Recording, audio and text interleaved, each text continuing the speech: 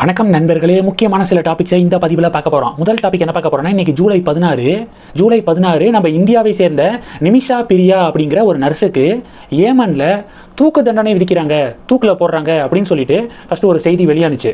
Nimisha பிரியாவுடைய case history என்ன? அவங்க கேரளாவிலேருந்து செவிலியர் பணிக்காக ஏமனுக்கு போனாங்க. சில வருடங்கள் செவிலியராக இங்கே பணிபுரிந்தாங்க.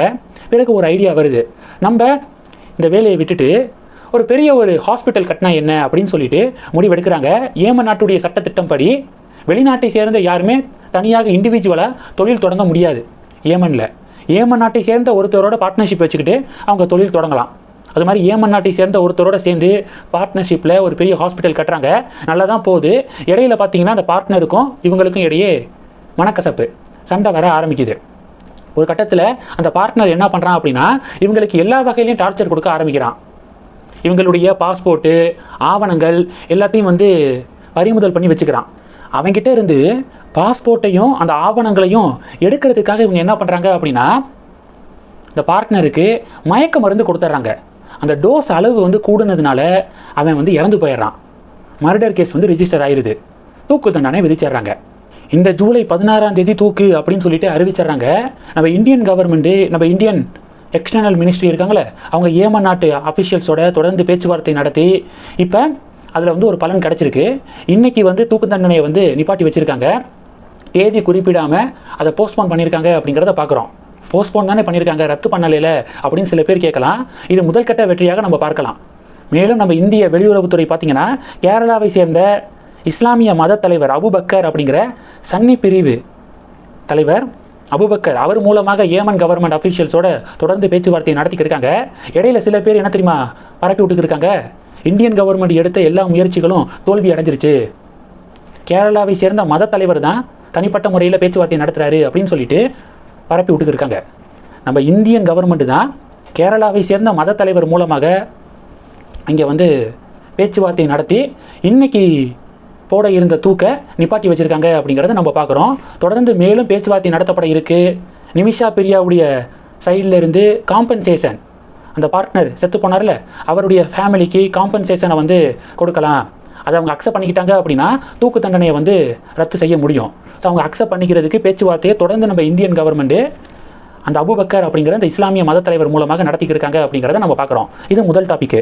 ரெண்டாவது டாபிக் என்ன பார்க்க போகிறோம் அப்படின்னா, அண்ணாமலையுடைய ஒரு புகைப்படம் வெளியே வந்திருக்கு. என்ன புகைப்படம் அப்படின்னா, அவர் கிரிக்கெட் விளையாடக்கூடிய கிரிக்கெட் காஸ்டியூமில் இருக்கக்கூடிய புகைப்படம்.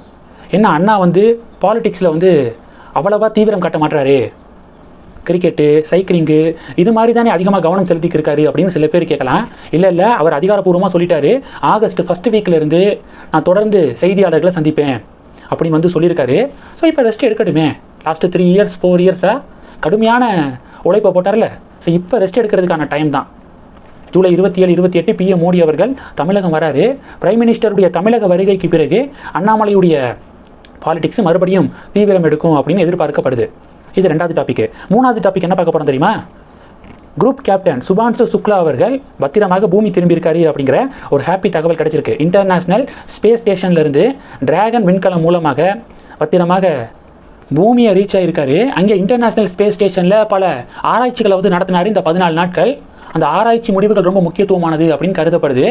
ககன்யான் திட்டம் அப்படின்னு சொல்லிட்டு ஒரு திட்டம் இருக்குது. இந்தியாவே ஸ்பேஸுக்கு வீரர்களை அனுப்பக்கூடிய திட்டம் தான் ககன்யான் திட்டம். அந்த திட்டத்துக்கு இப்போ சுபான்சு சுக்லா அவர்களுடைய அந்த ஸ்பேஸ் பயணம் மிக முக்கியமான ஒரு தூண்டுகோலாக அமையும்.